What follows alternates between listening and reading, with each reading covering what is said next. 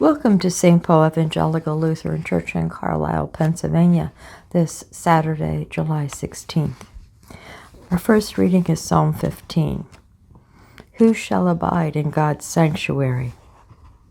O Lord, who may abide in your tent? Who may dwell on your holy hill? Those who walk blamelessly and do what is right, and speak the truth from their heart, who do not slander with their tongue, and do no evil to their friends, nor take up a reproach against their neighbors, in whose eyes the wicked are despised, but who honor those who fear the Lord, who stand by their oath even to their hurt, who do not lend money at interest, and do not take a bribe against the innocent. Those who do these things shall never be moved. How well do we measure up to these things? Do not slander. Speak truth from your heart. Stand by their oath, even to their hurt. Do not lend money at interest. Do not take a bribe.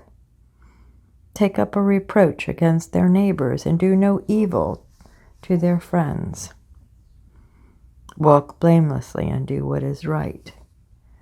Tall orders, ones that we have to approach every day with renewed dedication.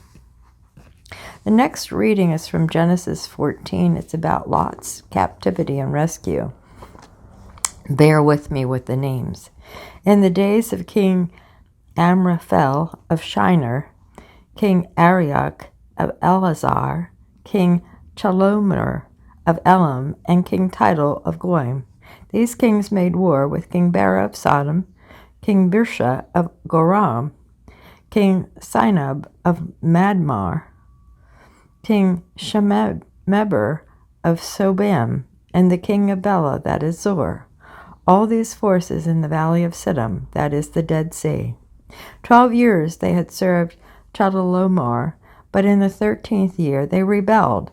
In the 14th year, Chedorlaomer and the kings who were with him came and subdued the Rephaim of Ashtamomer, Canaan, the Zuzim in Ham, the Emin in Shava Karathim, and the Horites in the hill country of Seir as far as El Paran, on the edge of the wilderness. Then they turned back and came to En Mishpat, that is Kadesh, and subdued the country of the Amalekites, and also the Amorites who lived in Harazon Tamar. But the king of Sodom, the king of Gomorrah, the king of Admar, and the king of Zobim, and the king of Bela, that is Zoe, went out, and they joined battle in the valley of Siddim with King Chedorlaomer of Elam, King Tidal of Goyim, King Araphel of Shinar, and King Arioch of Elazar, 4 kings against 5. Now the valley of Siddim was full of bitumen pits, and by the kings of Sodom and Gomorrah fled, some fell into them, and the rest fled to the hill country. So the enemy took all the goods of Sodom and Gomorrah and all their provisions, and went their way. They also took Lot, the son of Abram's brother, who lived in Sodom, and his goods, and departed. Then one who escaped came and told Abram the Hebrew, who was living by the oaks of Mamre, the Amorite, brother of Eshcol and of Aner. These were allies of Abram. When Abram heard that his nephew had been taken captive, he led forth his trained men born in his house, 318 of them, and went in pursuit as far as Dan. He divided his forces against them by night, he and his servants, and routed them, and pursued them to Hobah, north of Damascus. Then he brought back the goods, also brought back his nephew Lot with his goods, and the women and the people. This story is one where we see that people who live in God's grace can actually overcome many, many things. In this story, it was Lot who had moved into the city, which made him vulnerable when the kings decided to rebel after 13 years of war and conquer the city. And so he and his wife and all of his goods were taken, along with everything else from the city.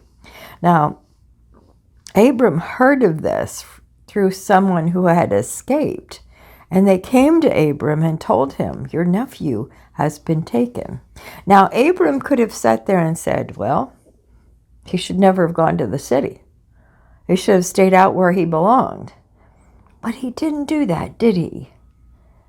He went, he gathered his men, as small as that unit was.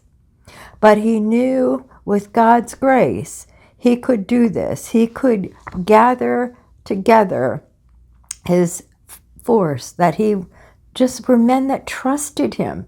He was not a leader. He was not military. He was from a farming background. But he believed that God was to send him back to get Lot and rescue them and bring them back. And that's exactly what he did. And if you read further, Abram took nothing for himself. His men were allowed to enrich themselves with whatever spoils they wanted. And definitely Lot could. But Abram took nothing for himself. He wanted only that his nephew and his nephew's family be safe. And I'm sure through the atrocities of war, they had seen enough that they would welcome their uncle's intervention on their behalf. And this is just as what we experience when Christ comes and intervenes for us. He came into the world, he shed his blood, he died for us without asking anything back, just that we believe and that we trust and we turn to him in our prayers for guidance. That's the importance of this story, the way I look at it. The next one is the parable of the sower from Luke 8. When a great crowd gathered and people from town after town came to him, Jesus said in a parable, "A sower went out to sow his seed, and as he sowed, some fell on the path and was trampled, and the birds of the air ate it up. Some fell on the rock, and as it grew up, it withered with lack of moisture. Some fell among thorns, and the thorns grew with it and choked it. Some fell into good soil, and when it grew, it produced 100-fold. As he said this, he called out, 'Let anyone with ears to hear listen.'" And how many times do we hear things, but we don't really listen, do we? It's different. It's what Christ always had this saying with his disciples, that he had said many, many times to the scribes and the prophets. Though you see, though you look, you see not. Though you hear, though you listen, you hear not. How often do we have to do things, see things, hear things, before we take it to heart? That's what the Bible is, repetitive time over time after time, centuries over centuries over centuries. Mankind is not good to mankind, nor to the planet we live on. We consume everything with no regard. So let us hallow this day, and let us spend it in reflection. And let's hope that our seeds are seeds on good soil. Because when you plant the hope of Jesus Christ in someone's heart, you've planted something that will grow larger than anything you could possibly share.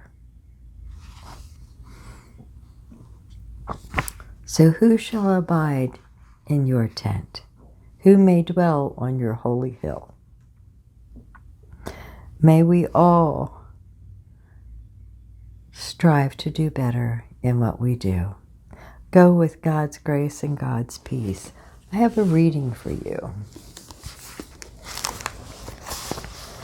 This is actually Mary Baker Eddy, and she actually did, well, let me read it. "Let me give you what I understand to be the spiritual sense of the Lord's Prayer. Our Father who art in heaven, our Father, Mother, God, all harmonious. Hallowed be thy name, adorable one. The kingdom come, the kingdom is come, thou art ever present. Thy will be done on earth as it is in heaven. Enable us to know, as in heaven, so on earth, God is omnipotent and supreme. Give us this day our daily bread. Give us grace for today. Feed the famished affections. And forgive us our debts as we forgive our debtors. And love is reflected in love. And lead us not into temptation, but deliver us from evil. And God leadeth us not into temptation, but delivereth us from sin, disease, and death. For thine is the kingdom, and the power, and the glory forever. For God is infinite, all power, all life, truth, love, over all, and is all. Amen. So go in grace to serve the Lord. Thanks be to Christ.